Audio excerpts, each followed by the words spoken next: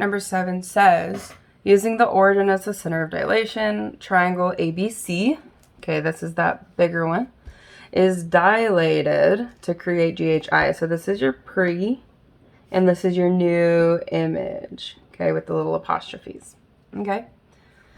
Both triangles are represented below. Which algebraic representation best represents the effect of the dilation on the coordinates of triangle ABC?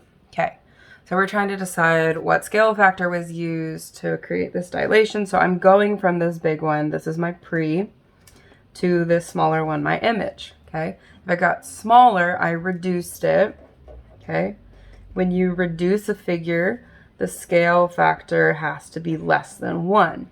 Okay, so I'm going to go through and narrow down. Dilations have to be multiplying.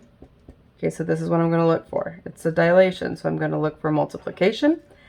And then I know it's getting smaller, so I'm looking for by a number less than 1.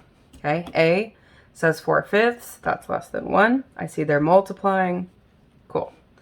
B says plus 2/5. Okay, that's less than 1, but we're adding. That is not a dilation. C says x plus 4/5. Again, that's adding, so it's not a dilation.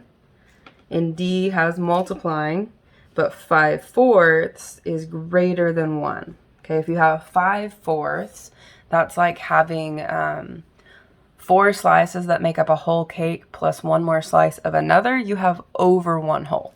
Okay, so it cannot be D, all right? So using reasoning, we know it has to be A. If you want to find the exact scale factor, know how. Remember, scale factor, we take an image number and divide it by a pre-image. IP. We do IP.